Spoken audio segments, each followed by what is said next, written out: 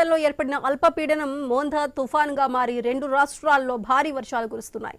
ఉమ్మడి కర్నూలు జిల్లాలోనూ తుఫాను ప్రభావం స్పష్టంగా కనిపిస్తోంది. ఆకాశం మేఘావృతం కావడంతో పాటు పొగమంచు కమ్మేయడంతో కర్నూలు నగరం కొత్త శోభను సంతరించుకుంది. దీనిపై మరింత సమాచారాన్ని మా కర్నూలు ప్రతినిధి ధరణి కిషోర్ అందిస్తారు.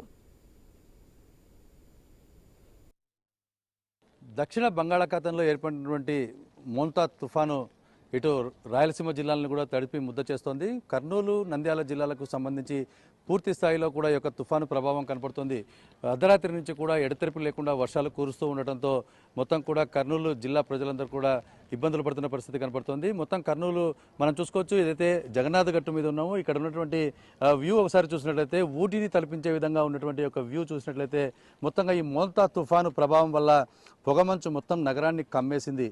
పూర్తి స్థాయిలో ఏదైతే ఈ యొక్క తుఫాను ప్రభావం వల్ల ఉదయం నుంచి కూడా వర్షాలు పడుతూ ఉన్న నేపథ్యంలో ఈ యొక్క మంచు తుఫాను అంటే తుఫాను ప్రభావంతో ఈ యొక్క మబ్బులు పూర్తి స్థాయిగా కమ్మేసి వర్షం కురుస్తూ ఉండటంతో ఒకసారిగా కూడా ఈ యొక్క వర్ష ప్రభావం తీవ్రతరమై ప్రజలను ఏ విధంగా ఇబ్బంది పెడుతుందన్నది మాత్రం అందరూ భయాందోళన చెందుతున్న పరిస్థితి ఉంది. అయితే దీనికి సంబంధించి జిల్లా యంత్రాంగం మొత్తం కూడా సంసిద్ధత అయిన పరిస్థితి అయితే కనబడుతుంది. ఎక్కడికక్కడ వర్షాలు పడేటటువంటి పరిస్థితులు ఉండటం, ఎక్కడైతే సహాయక చర్యలు అవసరమవుతాయో అక్కడంతా కూడా ఈ ఎన్డీఆర్ఎఫ్ బృందాలతో పాటు సిద్ధంగా ఉండాలని ఇప్పటికే కర్నూలు జిల్లా కలెక్టర్ సిరి ఆదేశాలు జారీ చేసిన నేపథ్యంలో రెవెన్యూ యంత్రాంగంతో పాటు అన్ని శాఖలు కూడా అప్రమత్తమయ్యాయి.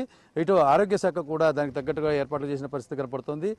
ఉదయం రాత్రి కురిసినటువంటి వర్షాలకు ఇటు కర్నూలు జిల్లాలోని ఆదోని నియోజకవర్గం, మంత్రాలయం నియోజకవర్గం పూర్తి స్థాయిలో ఎఫెక్ట్ అయిన పరిస్థితి కనపడింది.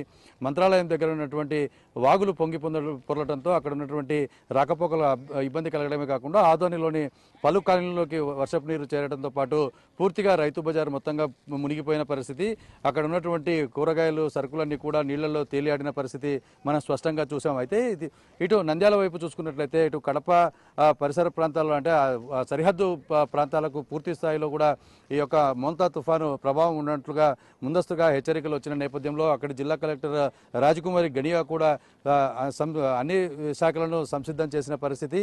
ఇప్పటికే అన్ని బృందాలను కూడా ఎక్కడైతే వర్షపాతం ఎక్కువగా కురిసే అవకాశం ఉందన్నట్లుగా సంకేతాలు వచ్చిన నేపథ్యంలో ఆ వాతావరణ శాఖ రిపోర్టును బట్టి ఈ యొక్క అన్ని రకాల జాగ్రత్తలు తీసుకున్నారు. ఏది ఏమైనప్పటికీ కూడా మోంతా తుఫాను ఇటు ఉత్తర కోస్తా జిల్లాలను భయపెడుతున్న నేపథ్యంలో ఇటు రాయలసీమ జిల్లాలైనటువంటి కర్నూలు, కడప, అనంతపూరు, చిత్తూరు జిల్లాలను కూడా భయపడుతుందని మనం భావించాలి. పూర్తి స్థాయిలో కూడా ఈ యొక్క మోంతా తుఫాను ప్రభావం వల్ల ఎడతెరిపి లేకుండా వర్షాలు కురుస్తూ ఉండటంతో ప్రజలు భయాందోళనకు గురవుతున్న పరిస్థితి ఉంది. అయితే ప్రభుత్వ యంత్రాంగం మొత్తం సంసిద్ధంగా ఉన్నట్లుగా సమాచారం ఇస్తున్న నేపథ్యంలో ఎవరు తుంగభద్ర నదీ పరివాహక ప్రాంతాలతో పాటు ఇటు కుందు నది పరివాహక ప్రాంతాల్లో కూడా ఎక్కడ కూడా ప్రజలు చెరువుల్లోకి, కుంటల్లోకి వెళ్ళకండి, నదుల్లోకి దిగద్దని చెప్పి ఇప్పటికే సమాచారం ఇచ్చిన నేపథ్యంలో రైతాంగాన్ని కూడా అప్రమత్తం చేశారు. ఏదైతే మొక్కజొన్న పంట నంద్యాల జిల్లాలో ఎక్కువగా ఇటు ఆత్మకూరు, నందికొట్కూరు, బనగానపల్లె ప్రాంతాల్లో బయట ఆరబోసుకున్నారు, వాటన్నిటిని కూడా భద్రపరచుకోవాలని చెప్పి రైతులకు సూచనలు ఇవ్వడంతో పాటు అధికారులు కూడా వారికి సహాయం చేస్తున్న నేపథ్యం కనపడింది.